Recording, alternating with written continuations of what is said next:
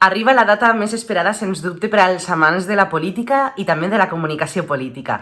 Les eleccions americanes són el gran escenari on posar a prova tot allò relacionat amb la comunicació política, no sols per les dimensions, que també, sinó també per la despesa. Ja tenen gastats 11.000 milions de dòlars en la campanya electoral. Amb aquestes grans dimensions i a la gran quantitat de població que n'hi ha, poden implementar estratègies que en un xicot del municipi serien impensables. I amb el Big Data poden fer autèntiques meravelles. Què és el que destaquem d'aquesta gran campanya electoral? Quines diferències n'hi ha entre l'estratègia de Trump i la de Biden? Com estan fent la publicitat a través de les xarxes socials? I la música, quin paper juga? D'això i molt més en parlarem en aquest vídeo. Soc Teresa Ciges, benvinguts al canal de YouTube sobre comunicació política. Abans de començar hem de tenir clar que el context d'aquestes eleccions és totalment diferent al de qualsevol altres. Estem enmig d'una pandèmia i n'hi ha moltes coses que els hauria agradat fer i no podem fer. Per tant, és fonamental el paper que estan jugant les xarxes socials en aquesta campanya. Per això els equips de campanya han optat i tenen claríssim que l'estratègia fonamental és la microsegmentació. La microsegmentació agrupa persones segons característiques comunes per dirigir-los un missatge personalitzat.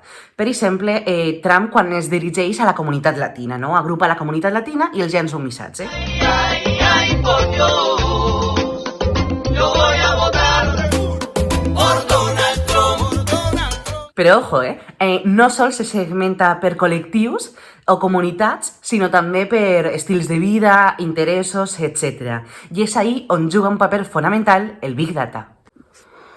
Com veieu, a la biblioteca d'anuncis podem veure quants diners s'ha gastat en cada campanya, en cada anunci concret.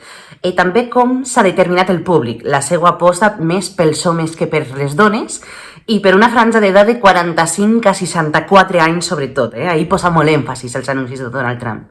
També podem veure els estats on ell incrementa, on vol arribar més fortament. I a més, tenim la sort que la Universitat de Nova York ha fet un estudi amb dades que normalment no facilita Facebook, i és la filtració pels interessos. Us explico breument.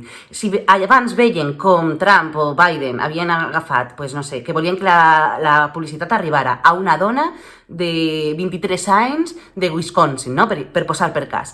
A més, poden filtrar pels seus interessos, és a dir, si els agrada la dansa, la música, Beyoncé concretament, vull dir, tot això, no? I anem a veure quins són els interessos que han filtrat Biden i Trump. Per exemple, la publicitat de Biden també va dirigida a persones que els agrada Yoda, Star Trek, Avatar, l'univers Marvel i fins i tot els gats. I per contra, la publicitat de Trump va dirigida a persones que els agrada el futbol americà i el béisbol, a persones també que els agrada l'Associació Nacional del Rifle, a persones que els agraden els vehicles i, per exemple, també el hip-hop. I on han invertit més publicitat? Doncs, òbviament, a estats claus. Trump ha invertit publicitat a Arizona, Florida i Wisconsin i Biden ha invertit publicitat en Pensilvània, Wisconsin i Arizona. I algo que ens mostra aquest estudi de la Universitat de Nova York és que conforme se va acostant el dia final, el dia D, se va incrementant encara més la publicitat, sobretot Biden. I voleu saber un detall molt heavy? Des de l'1 de juliol, Trump s'ha gastat més de 85 milions de dòlars únicament en xarxes i Biden 65. Si t'interessa tot allò relacionat amb la comunicació política, no dubtes a subscriure't a aquest canal. Així estaràs al dia i, a més, ens ajudes a fer més gran aquest projecte. Possiblement, fruit d'aquesta segmentació, de la gestió de la pandèmia, de la batalla a Trump-TikTok, també, com no, de la polarització, els joves han eixit en massa a votar per avançar. Aquesta mobilització dels joves, que normalment no es mobilitzen, no ixen a votar, afavoreix a Biden. Per què? Perquè, segons diuen les enquestes, el 63% dels joves prefereixen a Biden i tan sols el 25% a Trump. Ara bé, no podem deixar passar la figura d'Alexandria Ocasio-Cortez, que s'està guanyant molt, però que molt bé, l'electorat jove. És un clar exemple de la gamificació de la política. Ella juga a videojocs i fa directes a la plataforma Twitch amb més de 500.000 de joves jugant amb ella, pendents de com ella està jugant, i a més, els anima a votar. Wait, guys. Oh my god, that's so scary. Per tant, en aquest punt cal destacar que la campanya no únicament la juguen els presidenciables, sinó també els vicepresidents, polítics del mateix partit i fins i tot figures públiques que es mobilitzen, es posicionen amb ells. I ja que parlem de la campanya, respecte als actes de campanya s'han trobat grans diferències respecte a Trump i Biden. A Trump no li importa que hi hagi pandèmia, ell vol actes multitudinaris. Però, per contra, Biden, sabedor de la situació sanitària, prefereix apostar per actes xicotets i reunions amb grups rellevants. Una cosa important que cal dir en aquest punt és que des de fa 2 setmanes Obama ha entrat a la campanya a tope. I per cert, com a un detall, és que allí no existeix la jornada de reflexió com a tal i per tant en les últimes 72 hores s'han intensificat els actes de campanya i veient com els dos candidats l'últim dia tenen moltíssims actes i fins i tot Trump s'està plantejant la possibilitat del dia de les eleccions fer actes també. I també volia parlar-vos de la música. La música en campanya electoral juga un paper fonamental i també el posicionament dels músics. Els demòcrates no tenen cap problema amb això perquè reben el suport d'artistes molt coneguts. Però els republicans tenen algun problema i és que no tenen massa suports. They knew. And I didn't need Beyoncé and Jay-Z.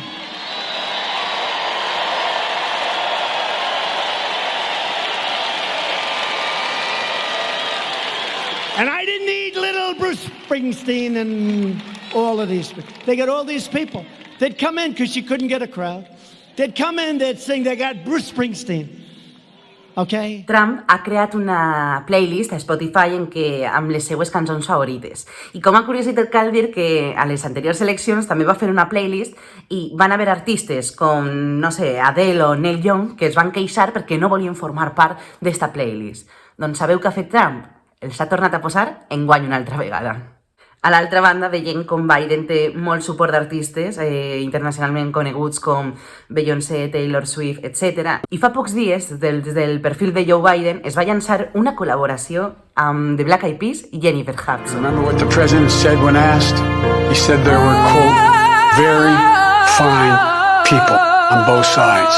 It was a wake-up call for us as a country. And for me, a call to action. People killing, people dying, children hurt and you hear them crying. Can you practice what you preach? And would you turn the other cheek?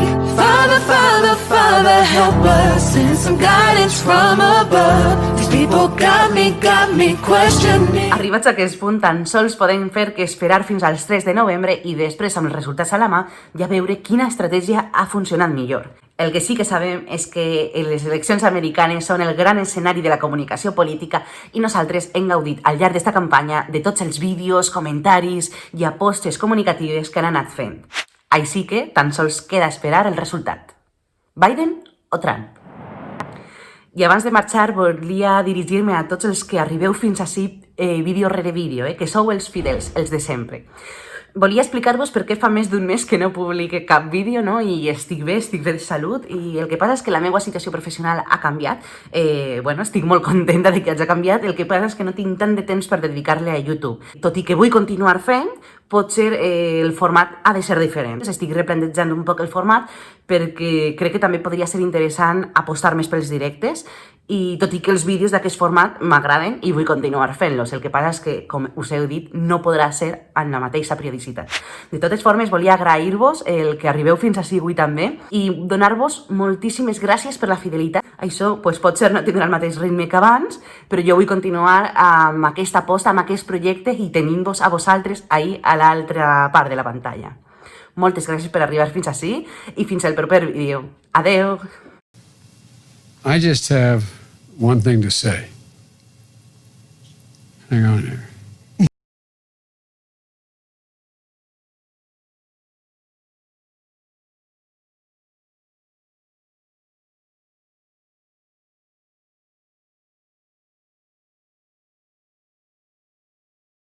I tell you what, if I had the talent of any one of these people, I'd be